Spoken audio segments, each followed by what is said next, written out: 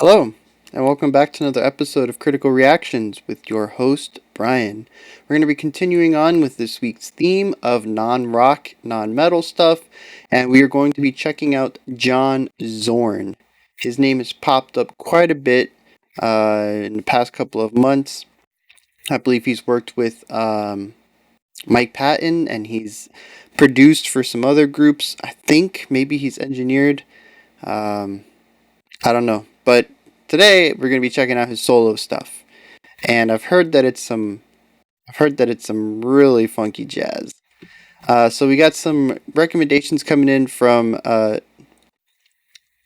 Gemini. Gemini. I got it now. I got it.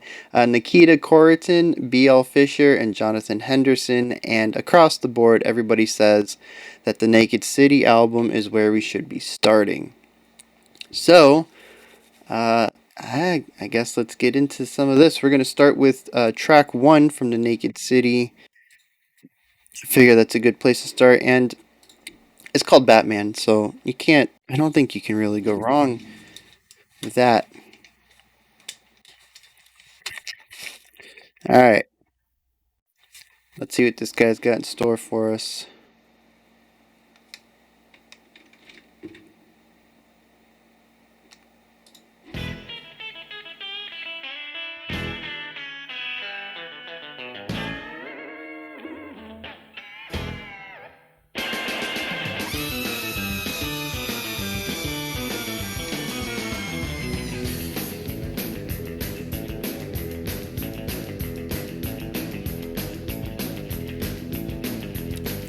That scream?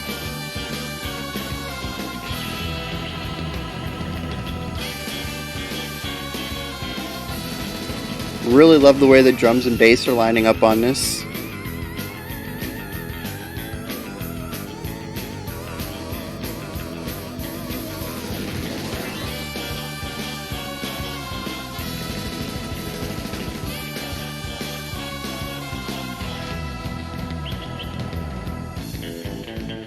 Oof.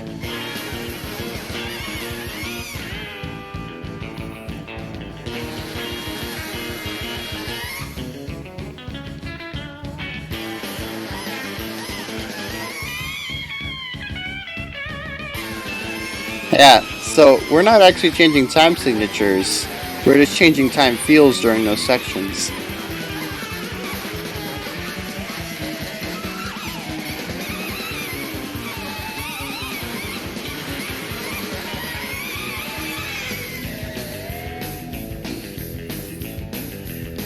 All that chaos and then just right back into this.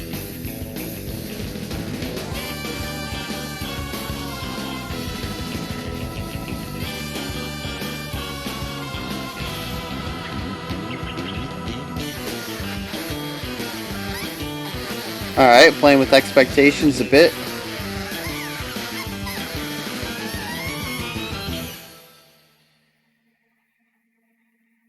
Yeah, so that was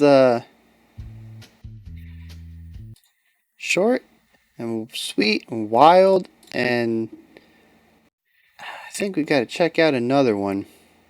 Cause I don't know. Let's yeah,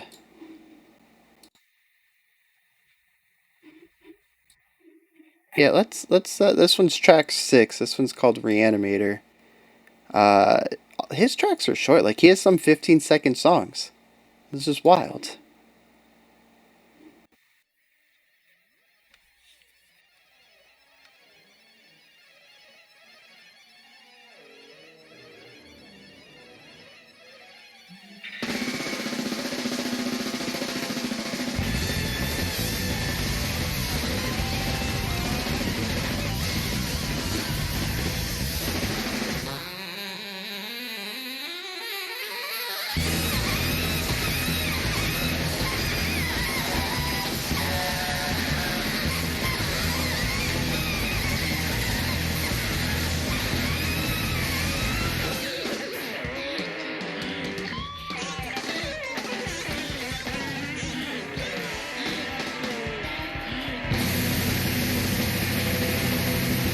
Wow.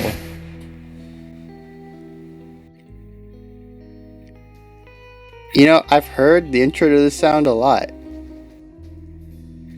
It's a band doing their own warm ups before actually coming together to play something together.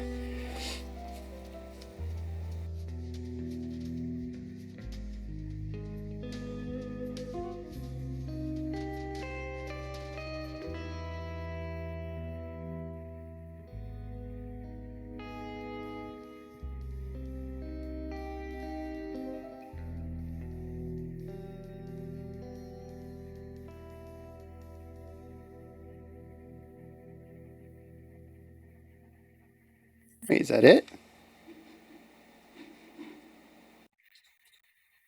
Yeah, that's it. Whoa. Dang, I'm tempted to check that one out too. Alright, one more song, right? We can do one more song.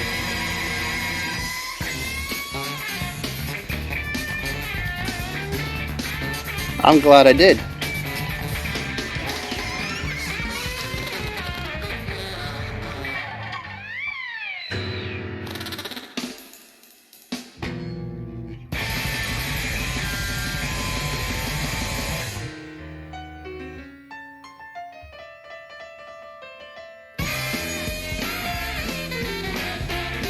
Yeah.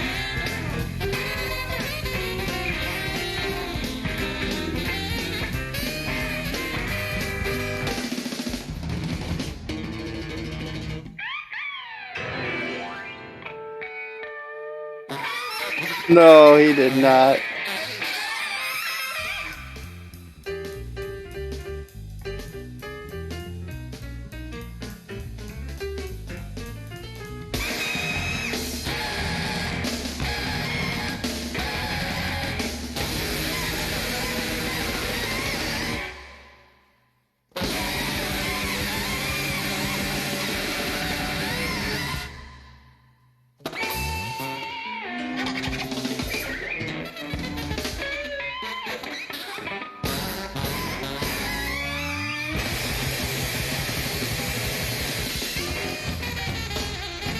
This is just chaos.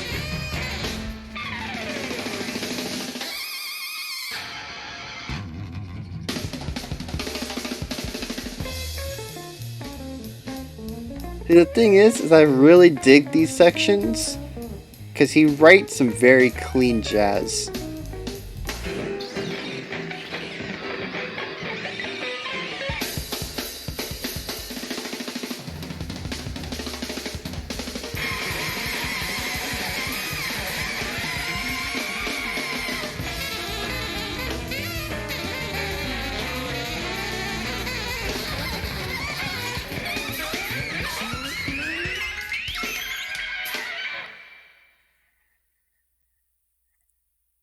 Alright, so I think three is going to be enough.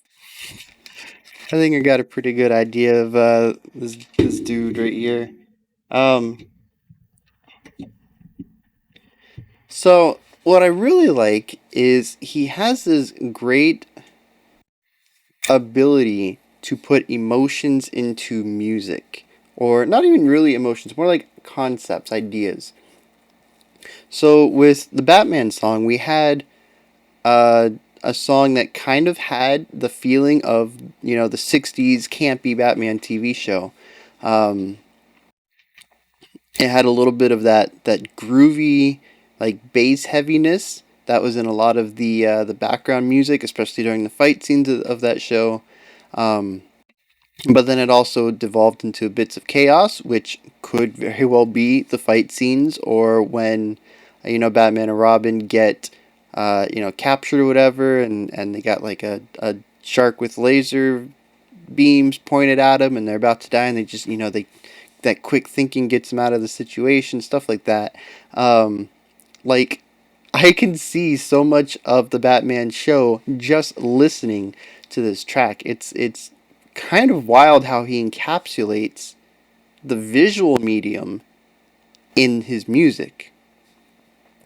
And then with Reanimator, I definitely saw the mental state of a corpse being brought back to life.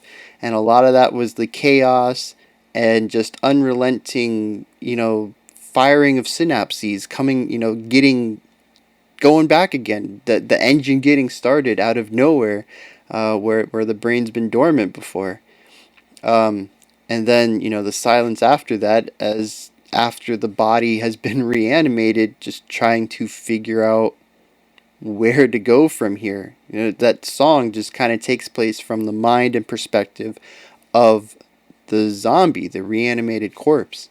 Um, I mean, it's just he can take these concepts and just make this real abstract art out of it. Now, the last track was called Snagglepuss. I have no idea what the title alludes to. The music was just chaos, um, interwoven with these moments of straight up great swing. um, I didn't really catch a string or a concept of that one. Whatever it was went over my head. I do appreciate what he did with it, though. I mean, it's just he thinks very outside the box when it comes to jazz. Um, I've mentioned before. I don't remember what we were talking about, but I mentioned that some composers, everybody thinks of notation as the way to write music, but that isn't the only way to write music. A lot of avant garde or new wave composers will put symbols in the music because it's more about what the musician is going to interpret that as and bring out, more so than the specific note that the composer wants. So it would not surprise me to find out if Zorn wrote that way, uh, where instead of putting, a high G, and I can't tell if those like whales, especially in the Batman track, actually they're just kind of everywhere. He loves these really high pitched, like, I think it's a trumpet, but it could also be like a sax. I don't know how you would do it on a sax because I've mentioned before I can't play reeded instruments at all. I have no idea how they work.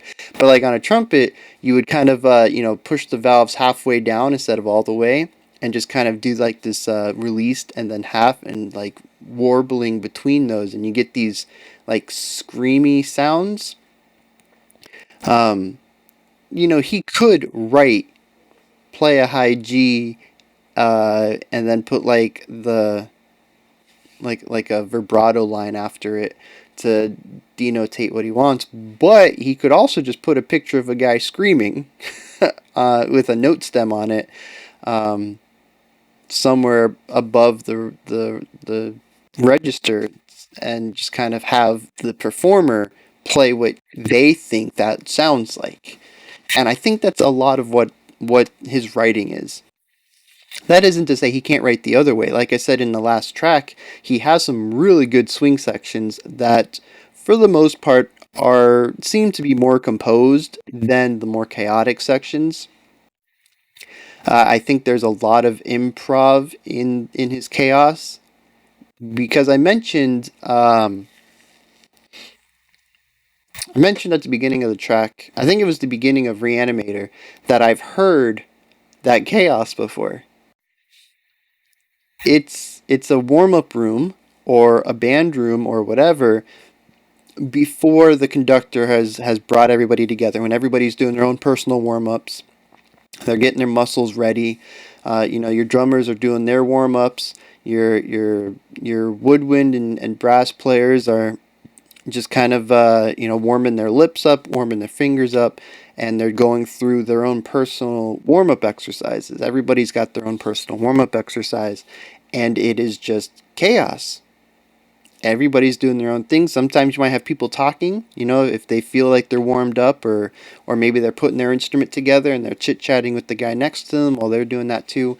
Um, and to me, I mean, it sounds identical. Like, it just brings me back to those moments, back in like university, before the conductor came in and everybody's just doing their own warm up and chit chatting about the day. Maybe, talking about a piece. They practiced this part of the song last night. It just wasn't connecting. They're like, hey, can you show me this part? So they'll play through it a couple times. It's just it's 10 to 20 people just doing their own thing, like literally doing their own thing, um, in time. There is definitely a tempo to these more chaotic sections, but that's exactly what it reminds me of. And I think it's easier to create that specific kind of chaos, uh, improvised, rather than to write out these different parts for everybody and have it come together that same way. I see Zorn as somebody who, um, now I'm injecting a little bit here. All right, I don't know the guy, but this is what I'm getting out of his music: is that he's the kind of guy who, um, kind of has a bias towards live performance and the ethereal nature of live performance, how it can't be captured. Every live performance is going to be different from another one. So, I really think like that's the kind of image I'm getting. To me, that kind of person would definitely have these sections improvised. It would just be, four bars. He would just write, be chaotic or whatever, do whatever you want. That would be the exact notation. Is just the sentence, do what you're gonna do, be crazy. Um, but yeah, like I got a lot of respect for this guy. He just he has a way. It's a very new wave art house kind of music writing, because a lot of this is not real musical. If you break it down into theory, the songs just don't make sense. You have to look at them as a whole. You have to look at them from their themes. Like I said, he does a fantastic job of musically recreating concepts, and he just seems to be a real pro at that. I mean, just like I said, I listened to Batman, I listened to Reanimator, and immediately the themes, the ideas, what he was trying to present, they just hit me. Then short songs. It's not like he had a lot of time to convince me what he was doing, but just immediately they happened. It also requires a little bit of the listener's knowledge. Like I said, Snagglepuss just went right over my head. I don't know what that song's about, so the song didn't hit me as hard as the other two. But I think, if I knew what it was alluding to, what concept or theme or idea it was alluding to, I think the song would make a lot more sense to me. Um, but yeah, just it's just amazing. So yeah, great recommendation for Zorn. Great recommendation for the album.